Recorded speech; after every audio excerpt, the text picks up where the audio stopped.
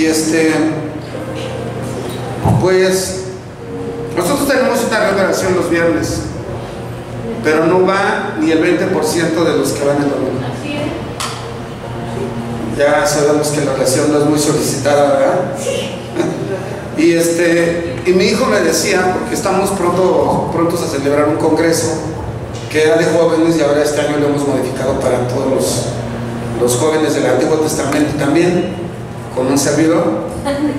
Y me decía mi hijo Fabián: papá, ¿por qué no se apasionan? ¿Por qué no se apasionan por el Señor?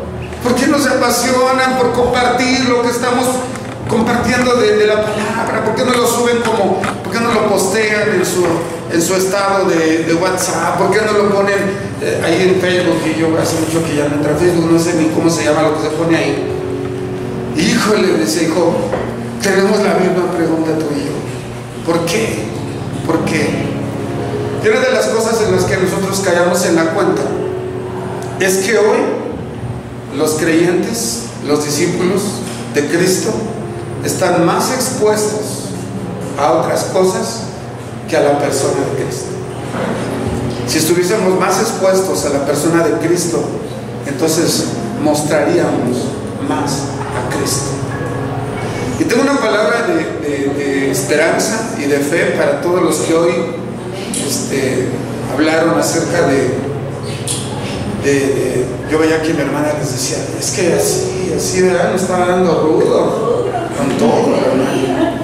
Y tengo una palabra de esperanza. Miren, estaba yo leyendo un libro y me acordé ahorita que lo escuché, porque dice el apóstol Pablo, cuando le habla en la iglesia de Roma, le dice que la fe viene por el oír. Entonces, por el oír. Pero luego dice: y el oír viene por la palabra. Y esto, ¿se acuerdan ustedes ahí cuando en el libro de Génesis dice que la tierra estaba desordenada y vacía? Y luego dijo Dios.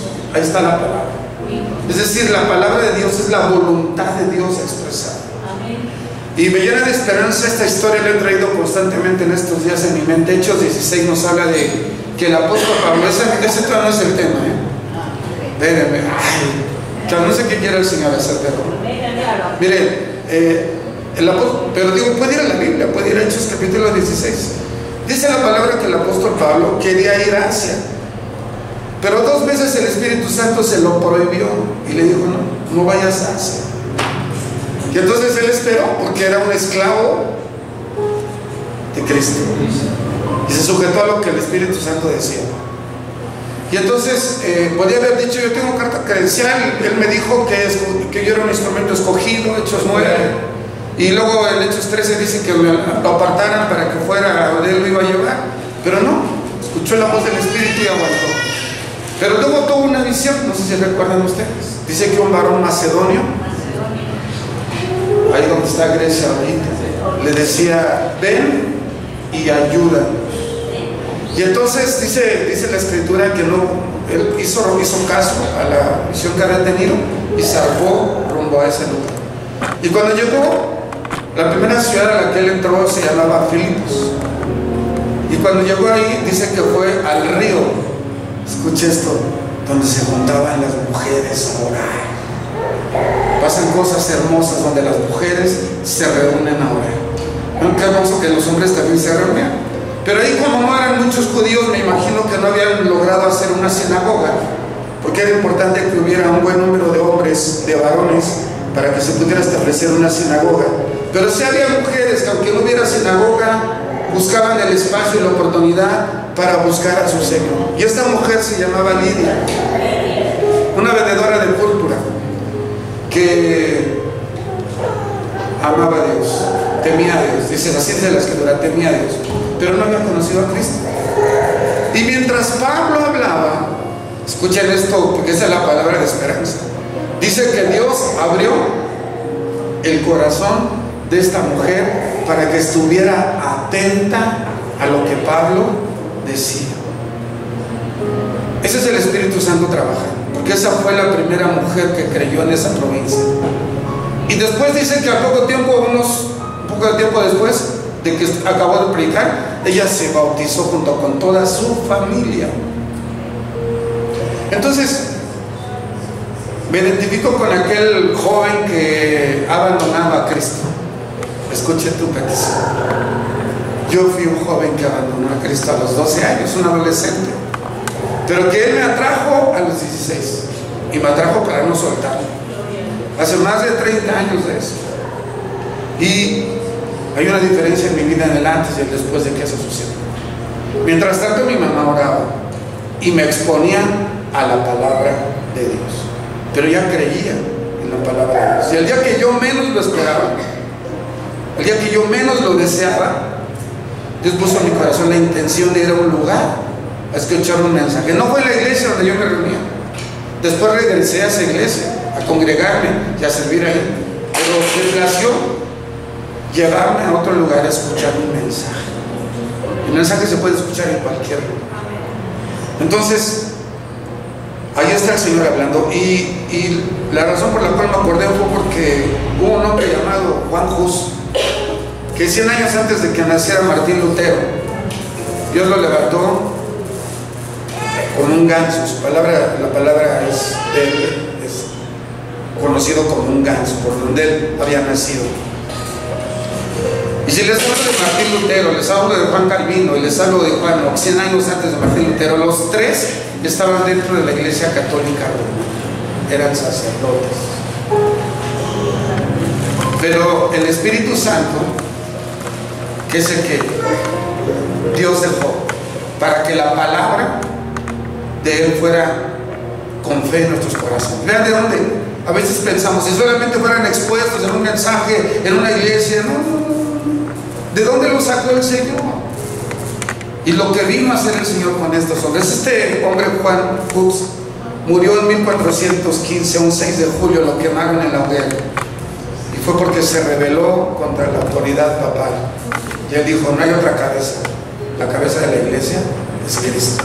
Y no hay nadie más. A mí me llena de esperanza esta palabra. Así es que yo espero que la palabra que yo traigo llene tu corazón y de esperanza. Papá, te doy gracias en el nombre de Jesús, porque nuestro corazón se estremece, Señor, al saber que el que comenzó la obra en nosotros la perfeccionará hasta el día de Jesucristo. Y que, Señor, la fe viene por el oír y el oír por tu palabra. Así es que, Señor, gracias, porque no es mi exposición, es tu exposición, es tu palabra.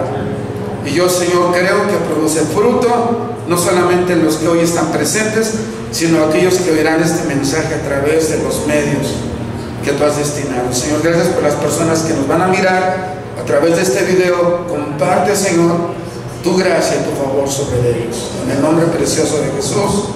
Gracias, Señor. Amén. ¿Cuántos dicen amén? Amén.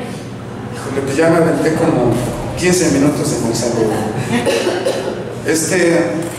Quiero pedirles que abran su Biblia en el Evangelio según San Juan, en el capítulo número 8.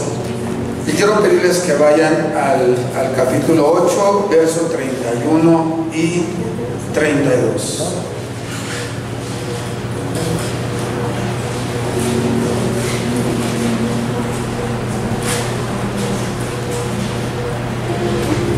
Cuando usted la encuentre, por favor puede decir, ya la encontré. Muy bien. San Juan capítulo 8, verso 31 al 32. Muy bien. Dice que Jesús le dijo a los judíos que habían creído en Él: si vosotros permaneciereis en mi palabra, seréis verdaderamente mis discípulos, y conoceréis la verdad, y la verdad os hará libres. Yo quiero hablarte esta mañana de una esclavitud que te libere. Esclavitud que te libere. Parece una paradoja. ¿Cómo siendo esclavo puedes tú ser libre? Pero me gustaría de entrada solamente revisar este pasaje brevemente. Les dijo Jesús: si permaneciereis en mi palabra, si permaneciereis en mi palabra, seréis Y parece pleonasmo, porque podía haber dicho nada más, seréis mis discípulos. Pero dice, seréis verdaderamente mis discípulos, no mis creyentes, mis discípulos. Y conoceréis la verdad, que es Cristo, y la verdad os hará libres. El día de hoy se está compartiendo en la iglesia, una hermana está compartiendo esta mañana acerca de cómo podamos nosotros ser libres en nuestras finanzas. Y particularmente estos 3 domingos siguientes hablaremos acerca de la situación del dinero, porque muchas veces somos esclavos del dinero, o el dinero nos esclaviza, o el amor al dinero nos esclaviza. Entonces, en días previos yo estaba buscando hablar sobre el señorío de Cristo, y cuando estaba buscando hablar sobre el señorío de Cristo, me encontré con un pasaje hermoso, que se encuentra en 1 Corintios 7, y en el verso 21 al 23, y la palabra dice: fuiste llamado siendo esclavo, no te dé cuidado, pero también si puedes hacerte libre, procúralo más, porque el que en el Señor fue llamado siendo esclavo, liberto es del Señor. O sea, disfruta la libertad que Cristo te da, si es que eres esclavo. Dice, asimismo, el que fue llamado siendo libre, esclavo es de Cristo. Por precio fuisteis comprado, no os hagáis esclavos de los hombres. Déjame decirte algo. En aquel tiempo, posterior a la muerte y resurrección de Cristo, y antes había esclavos, tú lo sabes. Bueno, pues el que era esclavo se pagaba un precio por él, y ser esclavo del nuevo amo. ¿Quién era el nuevo amo? El que había pagado el precio. Déjame decirte una similitud. Nosotros antes éramos esclavos del pecado, dice el libro de Romanos. El libro de Efesios capítulo 2 dice que hacíamos la voluntad de la carne y seguíamos los deseos de la carne, y por lo tanto estábamos muertos en nuestros delitos y pecados. Pero si Cristo pagó el precio, ya no eres esclavo del pecado. ¿Cuántos dicen gloria a Dios? Pero ahora, por correspondencia, si ya no eres esclavo del pecado, eres esclavo de Cristo. Yo te quiero hablar sobre eso, porque fue con lo que me encontré y empecé a investigar, y encontré unas cosas muy, muy bellas. Si tú vas al capítulo número 1 de Filipenses, vamos a estarlo moviendo en la Biblia. Si vas al capítulo número 1 de Filipenses, tú te vas a encontrar con que el apóstol Pablo, como regularmente lo hace un saludo. En el capítulo 1, en el verso número 1, dice Pablo y ¿quién más? Timoteo, siervos de Jesucristo, a todos los santos en Cristo Jesús que están en Filipos. Pero déjame decirte una cosa. En esta investigación que estuve haciendo, y no soy el que más investigó, yo investigué lo que otros ya habían investigado. Resulta, luego de Reme y Cipriano de Valera, pero no solamente ellos, sino otros más, cuando tradujeron la palabra siervos, no la tradujeron de la manera más fiel. La palabra que en griego aparece para siervos es doulos, y doulos no se traduce nunca como siervo, sino como esclavo. Y entonces aquí tendría que decir Pablo y Timoteo, esclavos de Jesucristo. Ahora, yo no estoy enseñando una herejía, porque la Biblia está armonizada, y Biblia apoya Biblia. Y tú te vas a encontrar pasajes como el de Filipenses. Ve conmigo por favor al capítulo 2 de Filipenses. Hay un bello pasaje a partir del verso número 5. ¿Te acuerdas de cuando Cristo se llama a sí mismo como siervo? Dice el verso 5: haya pues en vosotros este sentir que hubo también en el cual, siendo en forma de Dios, no estimó el ser igual a Dios como una cosa que aferrarse, sino que se despojó a sí mismo, tomando forma de siervo. ¿Cómo debería decir? Tomando forma de esclavo, hecho semejante a los hombres, y estando en la condición de hombre, se humilló. Y ahí continúa diciendo: Y ahí me surgió otro tema que otro día no ni siquiera he desarrollado, pero es Cristo el esclavo. ¿De quién era esclavo? De Dios.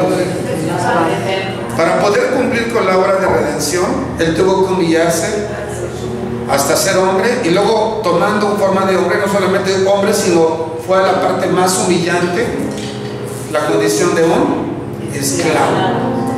Si tú lees al apóstol Santiago, y si ves a Judas y a Pedro y a Juan en Apocalipsis, ellos cuando se presentan en las cartas hablan de sí mismos como siervos, pero ya te dije que es doulos y debería decir esclavos.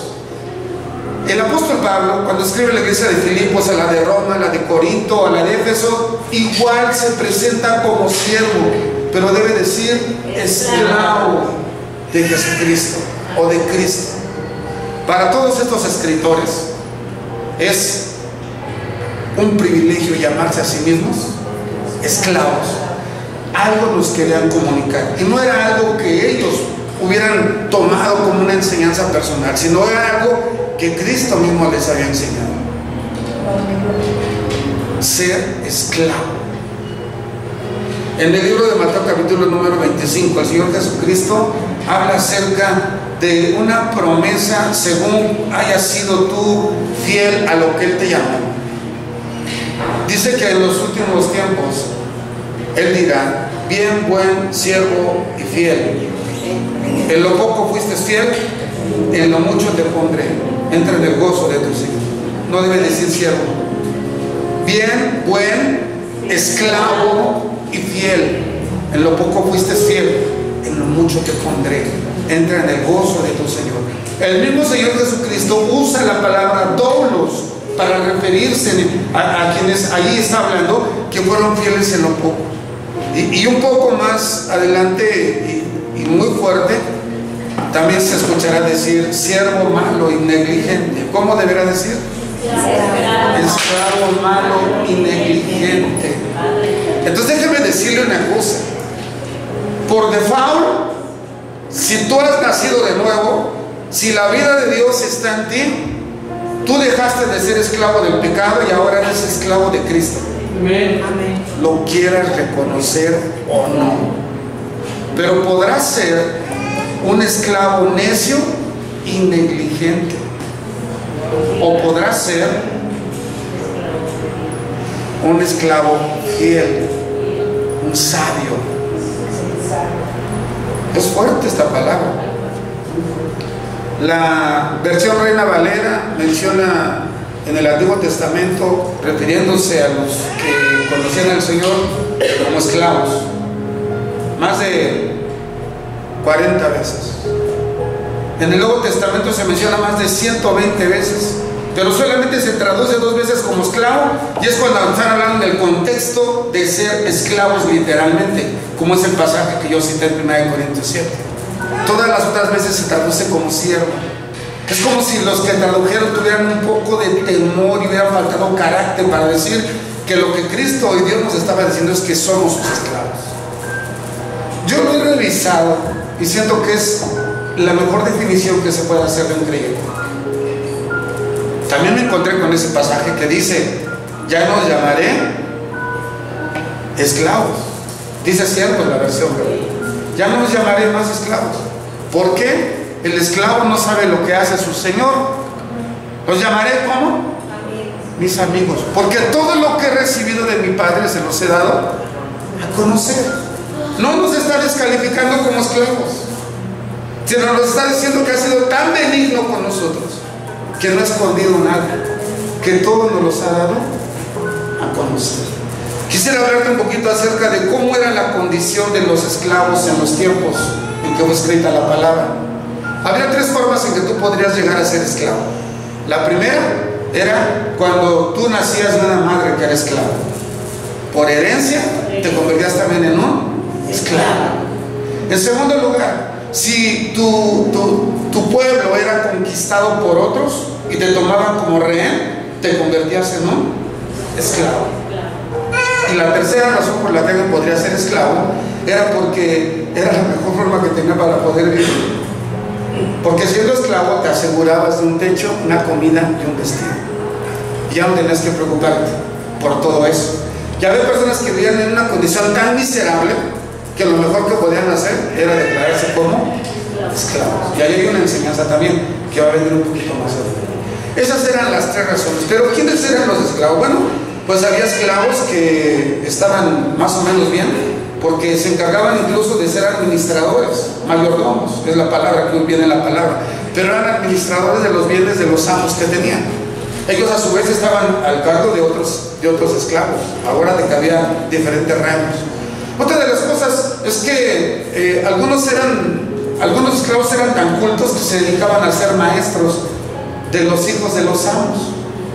Pero también estaba la condición más terrible de los esclavos, que hacían los trabajos más viles, más pesados, más miserables. Pero sobre todo, y lo que quiero resaltar, no es eso que te acabo de decir. Lo que quiero resaltar es que el esclavo no era dueño de su vida, no era dueño de su cuerpo, no era dueño de su voluntad, no era dueño de tomar decisiones, no podía ser independiente, no podía tener, bueno, sí podía tener sueños, pero difícilmente los iba a conseguir, porque no se pertenecía. Su cuerpo, su alma, estoy hablando de alma como emociones y sentimientos, le pertenecían al amo. El amo era el dueño de su voluntad. Los esclavos no tenían ninguna libertad y sus propietarios podían hacer con ellos lo que quisieran, incluso venderlos a otra persona. Por ahí el apóstol Pablo le escribe una carta a un hombre llamado Filemón, ¿te acuerdas? Y le pide por uno llamado Onésimo, que había sido un esclavo que se había jugado y por lo tanto tendría que ser tomado preso y podía incluso morir. A los esclavos los crucificaban, los atormentaban, los mataban, los metían presos, hacían con ellos lo que quisieran. No podían ser ciudadanos, no podían pertenecer al ejército, no podían tomar ningún cargo público. Los esclavos eran eso. Entonces imagínense, y yo quiero que empiecen a dimensionar lo que la palabra de Dios nos está diciendo con respecto a que nosotros éramos esclavos del pecado, pero hoy somos esclavos de Cristo. El esclavo no tiene libertad, no tenía autonomía, no tenía derechos, no tenía voluntad, no tenía opinión, no tenía nada que poder manifestar como su voluntad. Solo la muerte rompía su unión con el esclavo que tenía. Y de hecho, si éramos esclavos del pecado, solo la muerte nos liberó del pecado. La muerte de Cristo que pagó, que nos sustituyó, pero también la muerte que sufrimos nosotros, porque en nosotros ya no hay dos naturalezas. Si hemos nacido de nuevo, como dice Juan 3, nosotros tenemos una nueva naturaleza. Con la única persona con la que peleamos es contra nosotros mismos y se llama la carne. Solamente. Pero también ya vencimos. No es que vamos a vencer, es que por Cristo ya vencimos. Él ha vencido a todo lo que son nuestros enemigos y que quieren seguirse manifestando como poderosos en nosotros, pero no lo son. Absolutamente no. Quiero hablarte de 5 paralelos que hay entre esa esclavitud que veían en esos hombres y mujeres que eran esclavizados y nosotros como creyentes. ¿Me acompañas? El primero es propiedad exclusiva. Los esclavos eran propiedad de sus amos, como Pablo les dice a los creyentes de 1 de Corintios 6, del 19 al 20: ustedes no son sus propios dueños, fueron comprados por un precio. Como pueden notar, los cristianos no existen en el mundo autónomo y sin reglas. Nosotros no somos los dueños de nuestro destino, ni los capitanes de nuestras almas.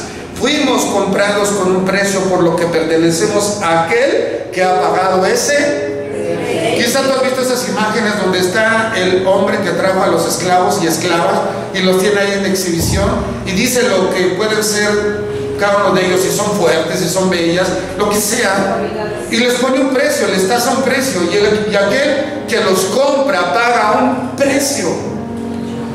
Y ahí se da la transacción donde ahora ya no le perteneces a ese, le perteneces a otro amo. Solamente pasaste de dueño. Oye, te tengo una noticia. Antes eras esclavo del pecado, hijo de ira, y dije hijo de ira, ¿no? Así dice Efesios. Éramos por naturaleza hijos de ira, pero hoy somos hijos de Dios y esclavos de Cristo. Ese amén se escuchó más leve. Ya no te perteneces, ese cuerpo que tienes no es tuyo. En el contexto que acabo de citar de 1 Corintios, el apóstol Pablo dice: huid de la fornicación. Unos versos antes dice: huid de la fornicación. Cualquier otro pecado que se comete está fuera del cuerpo, pero el que fornica contra su propio cuerpo peca. Y luego dice más adelante que nuestro cuerpo es templo del Espíritu Santo, y no podemos hacer de nuestro cuerpo algo terrible, parte de una ramera, dice. Así le llamaban a las prostitutas, porque se une, el que se une a ella se une con él, son uno solo. Entonces este es el templo. Tú tienes tu propio templo. Este es el templo del Espíritu de Dios. Pero Dios espera que nosotros cuidemos de este cuerpo, no solo de la fornicación, del adulterio, ¿no? Sino que lo cuidemos incluso en el trato que le damos, que le demos un buen trato con nuestro alimento, con nuestra comida, con nuestras atenciones. Pero dentro de esto también está nuestra alma. Acuérdate que el alma es equivalente a la mente, y en la mente está el intelecto y está la voluntad, y en la mente están las emociones y los sentimientos. Entonces tampoco eso te pertenece. Ay, vas a decir: ¿yo qué tengo en esta vida? No tengo nada. No, espérame, tú vas a decir: bueno, ¿y el auto qué? ¿Y la casa qué? Pues no son tuyas. Tengo una noticia: solo eres administrador. Acuérdate que había esclavos que eran administradores, y todos somos administradores de nuestra salud, de nuestro cuerpo, del bienestar que le prodigamos, pero de nuestras posesiones, hermano. Entonces, ¿qué te pertenece? Bueno, Dios te prestó la vida y la está guardando hasta ahora, y ha producido en ti una salvación, y te pide que te ocupes en ella. Filipenses 2. Como habéis obedecido en mi presencia, mucho más ahora en mi ausencia. Cuiden, no dice cuiden, dice ocúpense de su salvación con temor y con temor, porque yo soy el que produzco en vosotros el querer. Que no se te olvide eso, que no se te olvide eso, que Él es el que produce en nosotros el querer como el hacer, por su buena voluntad. Esa mañana que te levantaste con ganas de buscar al Señor, eras tú, era el Señor, pero no sé si venciste o no la flojera. Esas tantas veces que has intentado leer la Biblia en un año, y bueno, yo te vuelvo a animar ahora para que, pastor, yo lo hice una vez en mi vida, vuelve a hacer otra vez. Nunca es suficiente una vez,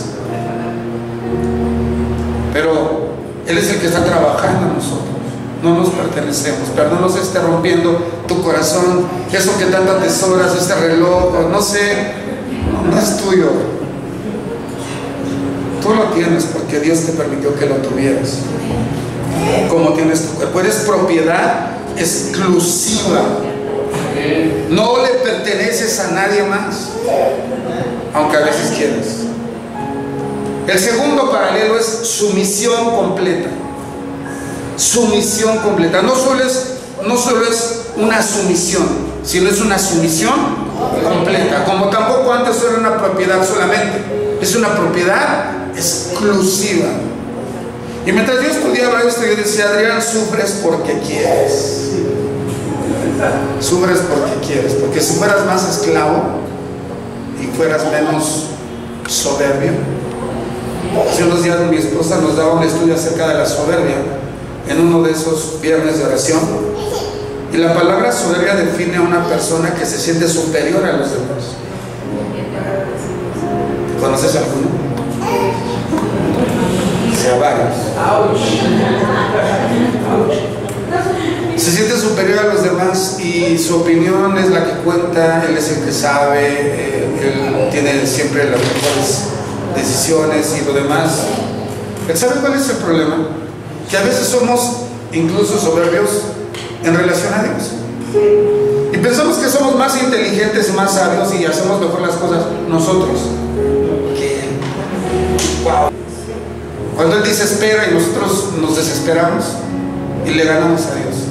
Pues ahí tienen a Sara. ¿Quieres ejemplos? Ahí tienen a Sara.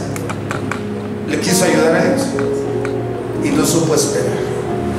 ¿Te das cuenta cómo es mejor ser esclavo? Nada más que el esclavo debe conocer la voz de su amo. Y hay una palabra que en la palabra se define como el amo.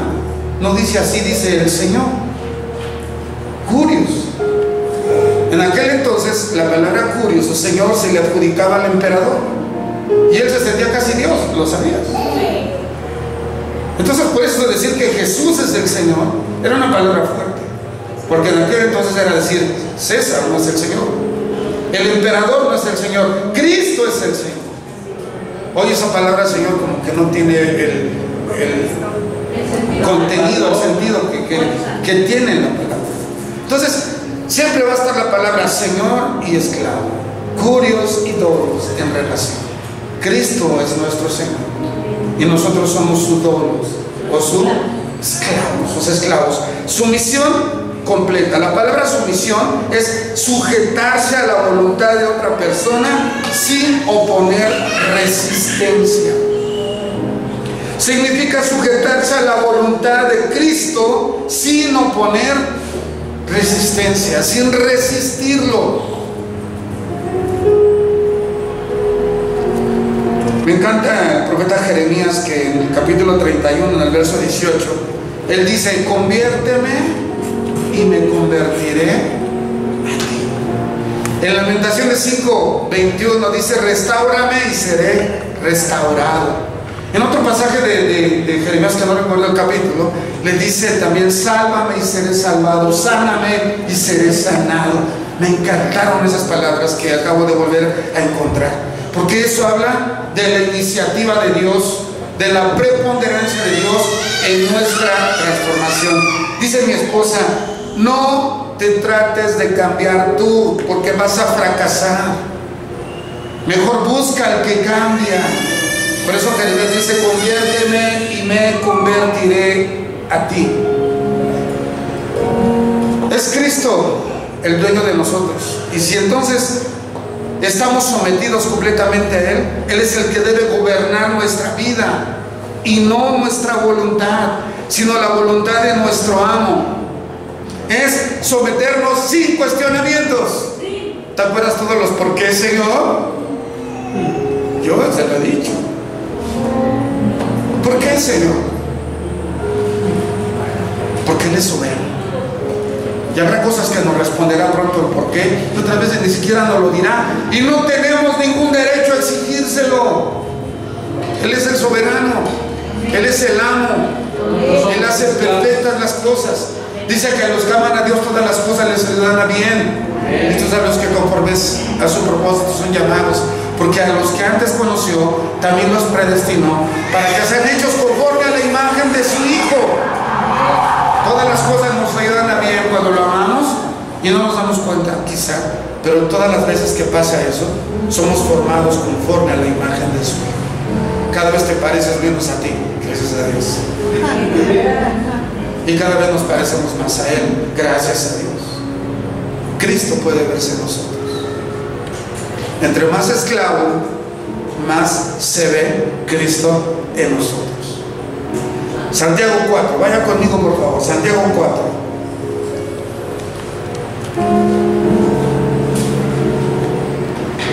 En el capítulo 4, quisiera que fueras conmigo al verso número 13. Vamos ahora los que decís, hoy y mañana iremos a tal ciudad. ¿Ya están ahí? Sí. Y estaremos allá un año y traficaremos y ganaremos. Cuando no sabéis lo que será mañana. Porque, ¿qué es vuestra vida? Ciertamente es neblina que aparece por un poco de tiempo y luego se desvanece. El lugar de lo cual deberías decir, como un esclavo, si el Señor quiere, viviremos y haremos esto y aquello. Y agrégale el 16. Pero ahora os jactáis en vuestra soberbia. Toda jactancia semejante es mala.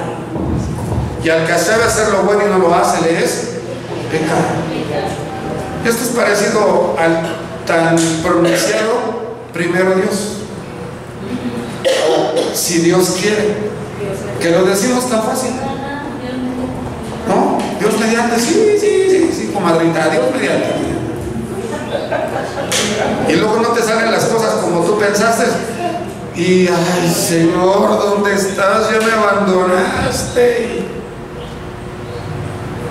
Yo me acuerdo que una de las cosas que las que yo padecía mucho era eso, que yo hacía proyectos o planes para el día, para la semana con la familia o para circunstancias, y cuando las cosas no salían bien yo me molestaba, me desesperaba y hacía cosas horribles que espero que ningún varón aquí haya hecho, como dar un golpe en el volante. ¿Qué me pasa esto? Hace mucho tiempo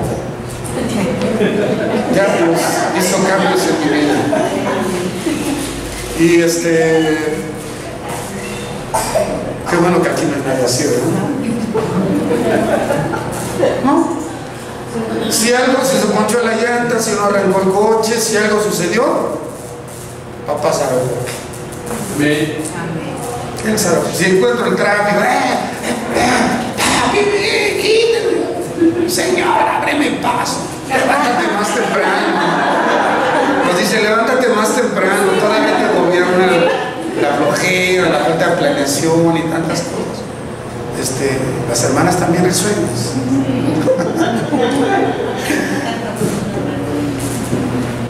Como dice aquí, sumisión completa.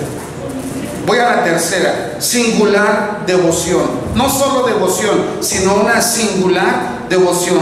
La palabra devoción nos habla de un profundo sentido de respeto por otra persona.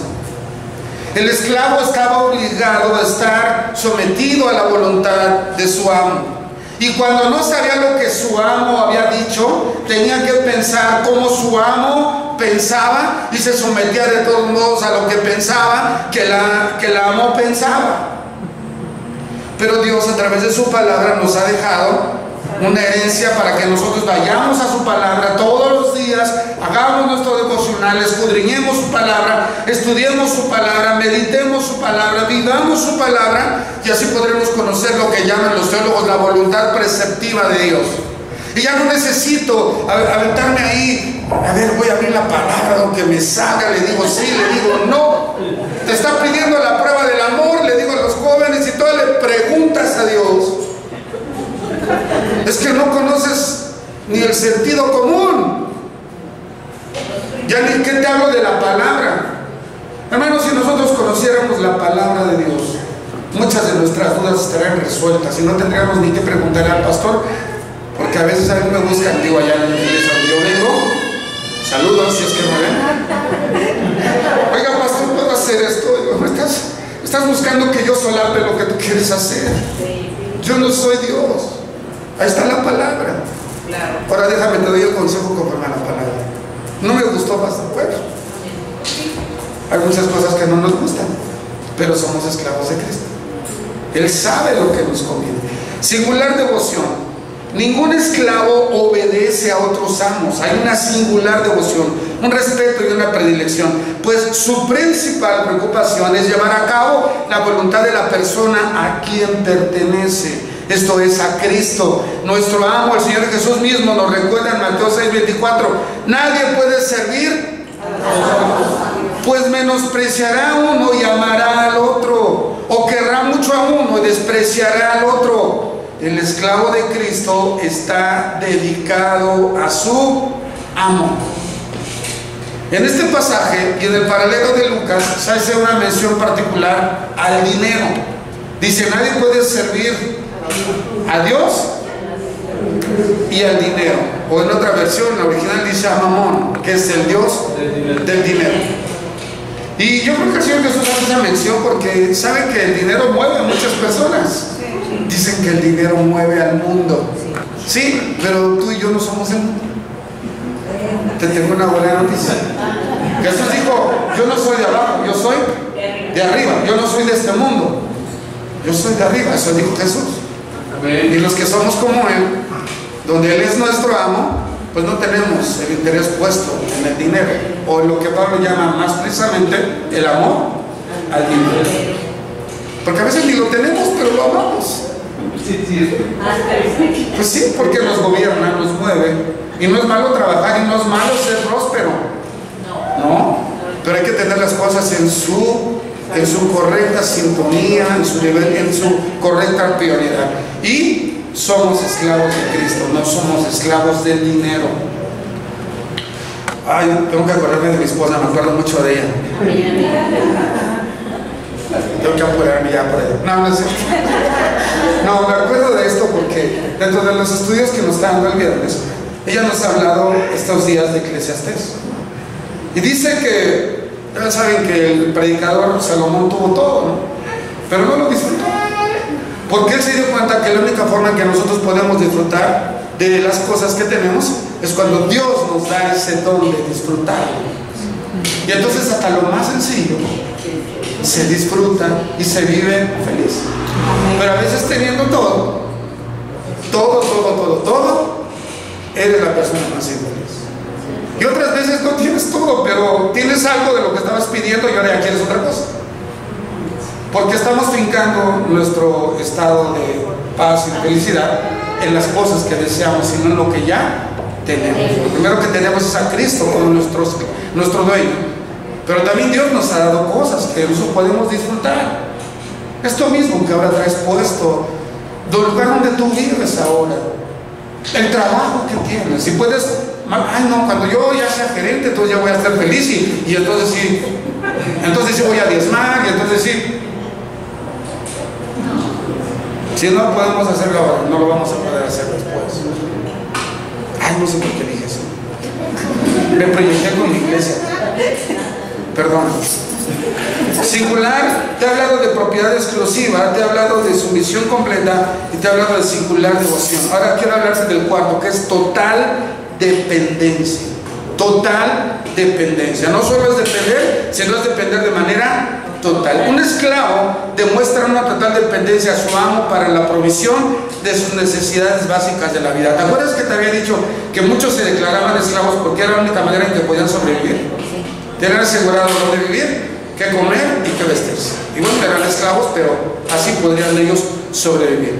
De la misma manera, el cristiano debe depender humildemente por completo de nuestro maestro. Te repito, de la misma manera, el cristiano debe depender humildemente por completo de nuestro maestro. Mateo 5:3 dice, bienaventurados los pobres de espíritu, porque de ellos es el reino de los cielos.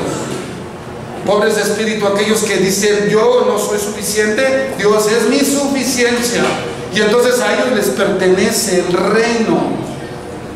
En Mateo 6:33 dice la palabra, a buscar primeramente el reino de Dios y su justicia, y todas esas cosas os serán añadidas. Pero si tú lees el contexto, el Señor Jesucristo dice, ¿por qué se afanan que han de vestir? ¿Por qué se afanan que han de comer? No se dan cuenta que las aves del campo ni siembran ni ciegan, y sin embargo Dios siempre les da su alimento, les da su sustento. Y no han visto las flores del campo que ni tejen ni hilan, y sin embargo Salomón nunca se pudo vestir de manera más bella y más hermosa como mi Padre las viste. No os afanéis, dice, porque si sois esclavos, entonces también tienen quien les sustente. Las necesidades básicas de nuestra vida están sustentadas, están provistas por nuestro amo, que es Cristo. Amén. Amén. Esta sí suena bien bonita, ¿no? Sí. Como que de todas estas, uy, es una chida. ¿Quién sabe por qué la pusieron en cuarto lugar? Pero creo que antes hay que estar todo lo anterior. ¿Verdad? ¿Verdad? Yo creo que sí. Dios es tan bueno que a veces nos da el paquete. Le digo una cosa, yo creo que nos da el paquete. Muchas veces yo viví como un cristiano que esperaba que Dios hiciera algo por mí. Y algo que he descubierto recientemente es que Él ya hizo todo. Si ustedes están leyendo el libro de Hebreos, ustedes van a descubrir una cosa desde el primer verso. Habiendo Dios hablado de muchas formas y de muchas maneras, hoy nos ha hablado por medio de su Hijo, de Jesucristo. Y en el libro de Hebreos se nos muestra que Cristo es superior a Moisés, al templo, al altar, a los sacrificios. Cristo ya es la obra consumada y perfecta. He entendido que ya no tengo que buscar el favor de Dios a través de mis actos, a través de las cosas que yo pueda hacer. El favor lo tengo porque Cristo hizo eso para mí. Sin embargo, yo hago obras en agradecimiento, pero no para merecer. Es diferente, cambia mucho. La primera es muy pesada, pero yo trato de hacer cosas para merecer, trato de hacer cosas para ganar el favor de Dios. Oro mucho, ayuno mucho para que Dios me bendiga, para que Dios me oiga, para que Dios me salve. No. Estamos echando por los suelos el sacrificio de Cristo. Cristo hizo la obra perfecta. Amén. Dice que está sentado, y el que está sentado es porque ya acabó, ya terminó la obra, no está a punto de hacerla. Entonces, una cosa es que se te haya manifestado ya lo que le estás pidiendo, si es la voluntad de Dios. Pero eso, si no se ha manifestado, no quiere decir que Cristo no lo haya hecho ya. Cristo ha hecho todo para nosotros. Ahora, redondeando lo que te estoy comentando aquí, Efesios 2:10 nos dice que somos hechura suya, creados en Cristo Jesús, para buenas obras, las cuales Dios preparó de antemano para que anduviéramos en ellas. Entonces, ¿qué, pastor? No obras y obras, no, sí obras, pero en el lugar correcto. No obras para merecer, obras como respuesta de amor y de gratitud por lo que Dios hizo, pero no para merecer. Es muy pesado tratar de agradar a Dios con lo que hacemos. Ya fue Cristo quien lo agradó y nos ha hecho que nosotros lo agrademos también a Él. Pero es por los méritos de Cristo. Dependencia. Y el quinto, ya es el último. Dijeron, sí se la estaba creyendo con eso de hora y media. El quinto es: el esclavo era personalmente responsable. Personalmente responsable. Y creo que aquí el énfasis de personalmente es porque no vayamos a ser como Eva. No como Adán, ¿verdad? Que dijo, la mujer que me diste. Pero Dios siguió hablando con él, porque al que lo había puesto era él. Varones, qué bendición, Dios nos ha puesto como cabeza. Sí. Sí, amén, amén. Es que dijeron amén. Y aunque no hayas dicho amén, eso está en la palabra. Y entonces Dios nos hace no solamente responsables, sino también privilegiados.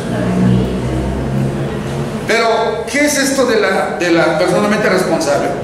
De la misma manera, nosotros somos responsables delante de Cristo y un día daremos cuenta. Segunda de Corintios 5, Segunda de Corintios capítulo 5,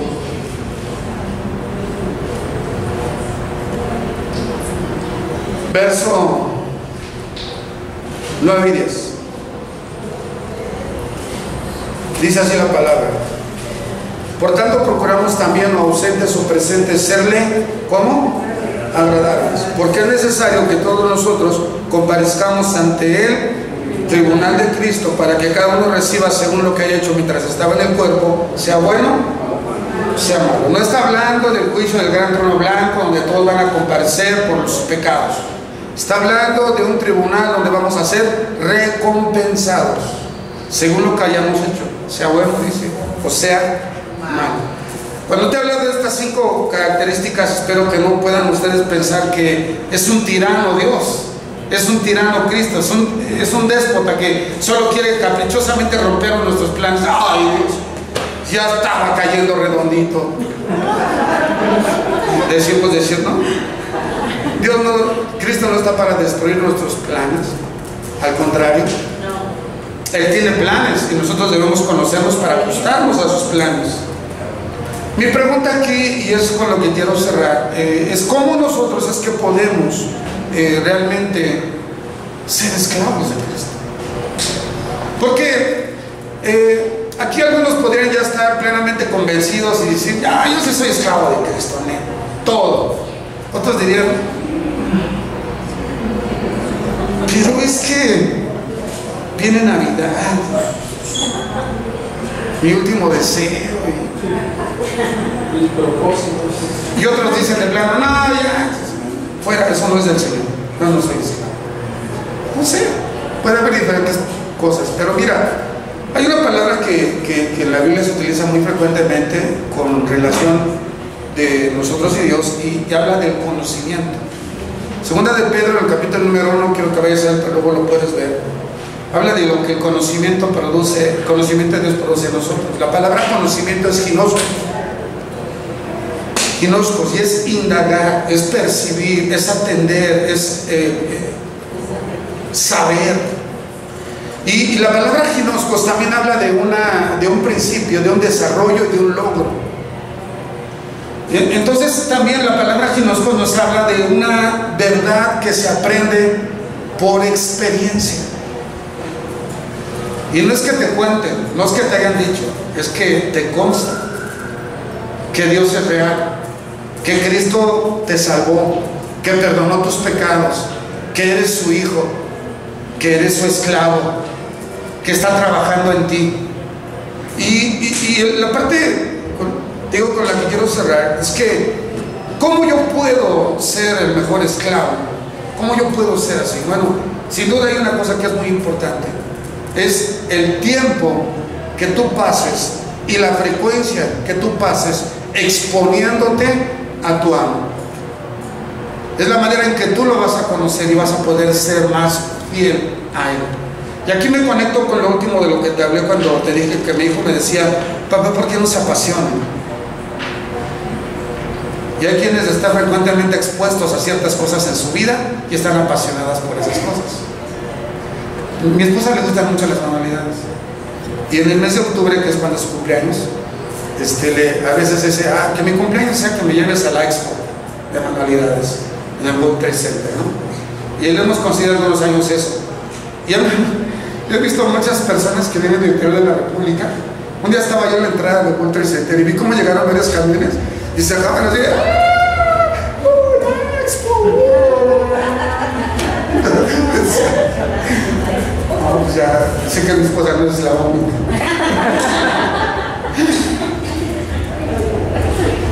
Hay cosas a mi esposa que le fascinan de las manualidades. Ustedes tienen muchísimas cosas, tienen más herramienta que yo. Pero esa no es su mayor pasión. Yo puedo decir con toda certeza que su pasión es Cristo. Sí. Lo puedo mirar. Pero, ¿qué te mueve? ¿Qué te apasiona? Te voy a decir que regularmente va a ser a lo que estás frecuentemente expuesto o expuesta. Cuando la gente va a la playa y quiere que los otros sepan que fue a la playa, pues se broncea, ¿no? En lugar de andarse cuidando del sol, pues así. Yo veía hace poquito a unos, eran turistas canadienses y polacos. ¿Cómo se la pasaban en el sol? Hasta 6 horas en serio.